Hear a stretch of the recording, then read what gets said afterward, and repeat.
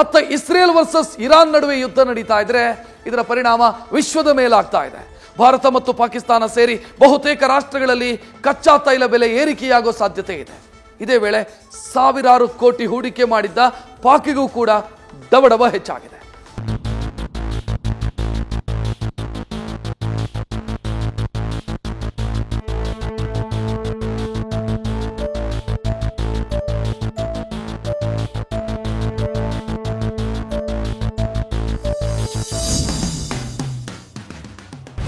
ಜಗತ್ತು ಮತ್ತೊಂದು ಯುದ್ಧಕ್ಕೆ ಸಾಕ್ಷಿಯಾಗ್ತಾ ಇದೆ.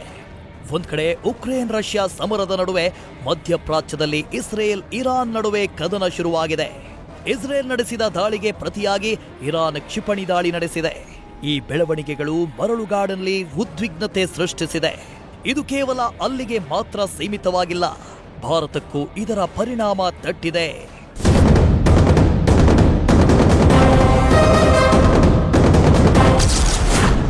ಕಚ್ಚಾ ತೈಲ ದರ ಏರಿಕೆಯಾದರೆ ಇಂಧನ ಬೆಲೆ ಹೆಚ್ಚಳ ಸಾಧ್ಯತೆ. ಇಸ್ರೇಲ್ ಹಾಗೂ ಇರಾನ್ ನಡುವಿನ ಯುದ್ಧದಿಂದ ಭಾರತದ ಮೇಲೂ ಪರಿಣಾಮ ಬೀರಲಿದೆ. ಭಾರತದ ಜೊತೆಗೆ ವಿಶ್ವದ ಆರ್ಥಿಕತೆ, ರಾಜಕೀಯ ಹಾಗೂ ಭದ್ರತೆಗೆ ಇದರ ಎಫೆಕ್ಟ್ ತಟ್ಟಲಿದೆ. ಯುದ್ಧದಿಂದ ಕಚ್ಚಾ ತೈಲ ದರ ಏರಿಕೆ ಸಾಧ್ಯತೆ ದಟ್ಟವಾಗಿದೆ. ಈಗಾಗಲೇ ಬ್ರೆಂಟ್ ಕಚ್ಚಾ ತೈಲ ಬೆಲೆಗಳು ಗರಿಷ್ಠ 6,700 ರೂಪಾಯಿ ದಾಟಿದೆ. ಕಚ್ಚಾ ತೈಲ ಏರಿಕೆಯಿಂದ ಎಲ್ಪಿಜಿ, ನೈಸರ್ಗಿಕ ಅನಿಲ, ಪೆಟ್ರೋಕೆಮಿಕಲ್, ರಸಗೊಬ್ಬರಗಳ ಆಮದು ವೆಚ್ಚ ಹೆಚ್ಚಾಗುವ ಸಂಭವ ಇದೆ. ಷೇರು ಮಾರುಕಟ್ಟೆಗಳಲ್ಲೂ ಕುಸಿತ ಸಂಭವಿಸಲಿದ್ದು, ಜಾಗತಿಕ ಅಸ್ಥಿರತೆಯಿಂದಾಗಿ ರೂಪಾಯಿ ಮೌಲ್ಯ ಕುಸಿಯುವ ಆತಂಕ ಇದೆ.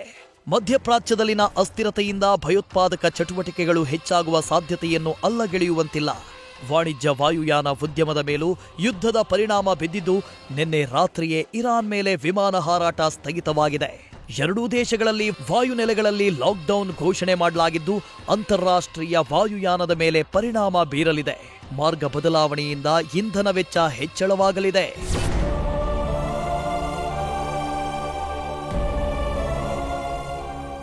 ಇನ್ನು ಇಸ್ರೇಲ್ ಇರಾನ್ ಯುದ್ಧದಿಂದ ಭಾರತಕ್ಕಿಂತ ಪಾಪಿ ಪಾಕಿಸ್ತಾನಕ್ಕೆ ಹೆಚ್ಚಿನ ಆತಂಕ ಶುರುವಾಗಿದೆ. ಯಾಕಂದ್ರೆ ಇರಾನ್ನಲ್ಲಿ ಹೆಚ್ಚು ಸಂಖ್ಯೆಯಲ್ಲಿ ಪಾಕಿಸ್ತಾನಿಗಳಿದ್ದು, ಅವರನ್ನೆಲ್ಲ ಸುರಕ್ಷಿತವಾಗಿ ಕರೆತರಲು ವ್ಯವಸ್ಥೆ ಮಾಡಲಾಗ್ತಾ ಇದೆ. ಪಾಕಿಸ್ತಾನ ಮತ್ತು ಇರಾನ್ ದ್ವಿಪಕ್ಷೀಯ ವ್ಯಾಪಾರವನ್ನ $10 ಬಿಲಿಯನ್ ಕೊಂಡೊಯ್ಯುವ ಗುರಿ ಹೊಂದಿರುವ ಒಪ್ಪಂದಕ್ಕೆ ಸಹಿ ಹಾಕಿವೆ. ಇರಾನ್ನಲ್ಲಿ ಪಾಕ್ ಮಾಡಿರುವ ಹೂಡಿಕೆಗಳ ಕಥೆ ಮುಗಿಯಿತು ಅನ್ನುವಂತಾಗಿದೆ.